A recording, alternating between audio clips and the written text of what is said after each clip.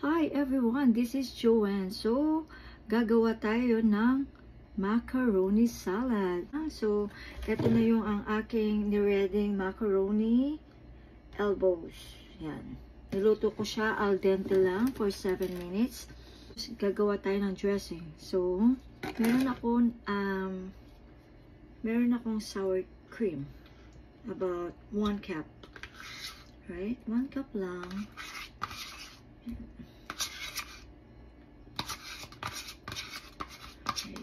Kahit anong brand, pwedeng gamitin as long as sour cream.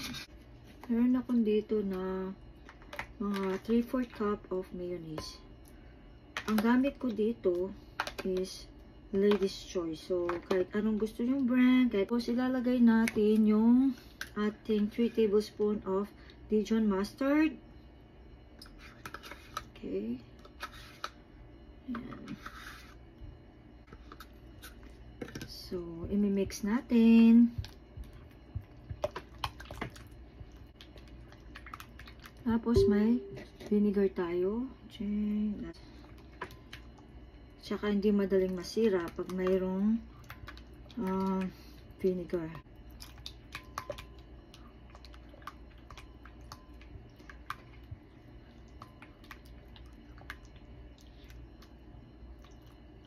Ayan. Mix gradually.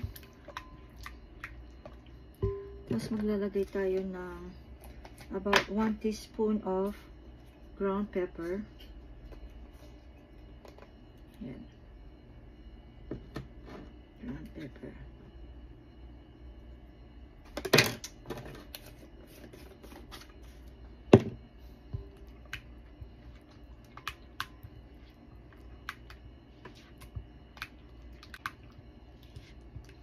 Tapos, maglalagay tayo ng sugar. Yung asukal natin. Yan, mga 2 tablespoon lang.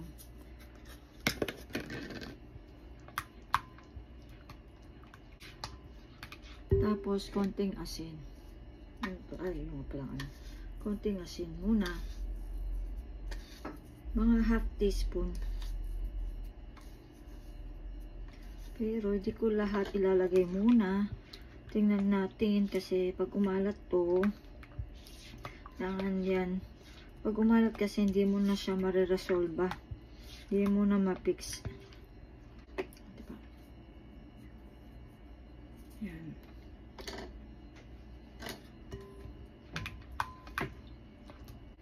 So, tapos, lalagay natin yung pickles natin. Sweet relish.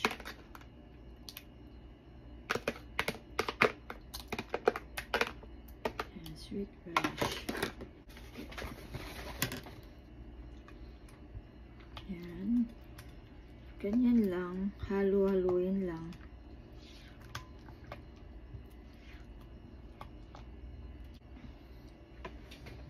Yan. So, namix na natin lahat ang ingredients natin for dressing. Ang gagawin natin ay magbubuhos tayo ng sibuyas. So, mga kalahating sibuyas to. Mga half cup. Ayan, lalagay natin yung sibuyas. Lagay ako ng dito, yung red and the white. Nagmix ako. Kasi para mas maganda yung lalabasan na flavor. Tapos, sinugasan ko siya. Tapos, piniga ko para hindi siya magtutubig. Piniga ko maigi. Tsaka, dinrain ko siya ng 2 hours. So, wala yan tubig. Hindi yan madaling masira. Chop-chop na carrots. Mga 1/4 lang. Yan. 1 cup of chopped celery. So, tanggalin lang yung mga leaves niya. Ito lang po talaga. Yung pinaka-ano lang. Yan, lalagay tayo dito. Chop red bell peppers, like red and yellow.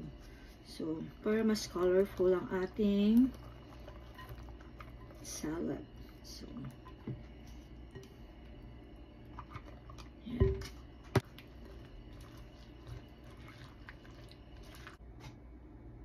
So, heto na po ang ating chinap na ham at saka chop-chop na egg. So, ito lang muna ilalagay natin. Yung chop ham. Ham. Ayan, chop ham muna. Mamaya na yan. Ayan, okay? Ganyan lang. Ihalo-haluin.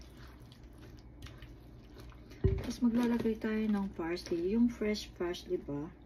Mas iba yung lasa niya. Lumalabas yung pagka-flavor niya pag gumamit ka ng mga around 1/4 cup. Chop-chop lang. Chop-chop.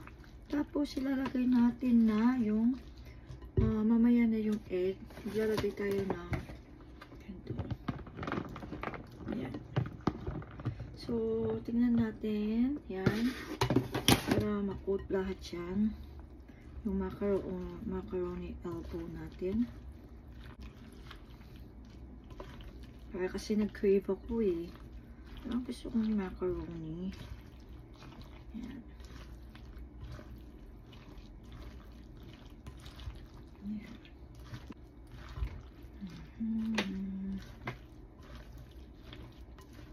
Yan natin. Ang sarap to pag malamig.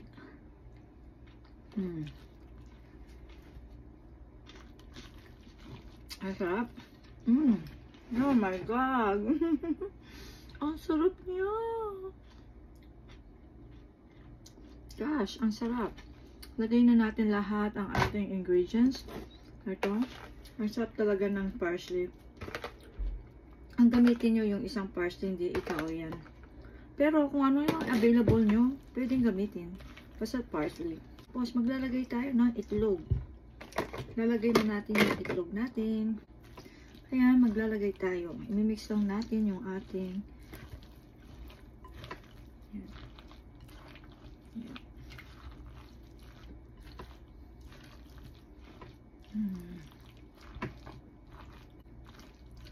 Tapos, titikman ulit natin.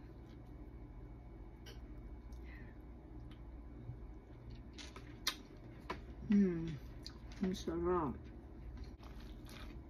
Ito yung macaroni salad ko. Recipe na sobrang sarap. Gustong gusto ko siya talaga. Hindi lang siya mayonnaise. Kailangan haluin siya ng sour cream. Sobrang sarap. Konti pa. Parang gusto pang tikman. Nagutom tuloy ako. Ang sarap. Yan. At sana nagustuhan nyo ang aking ginawang macaroni salad.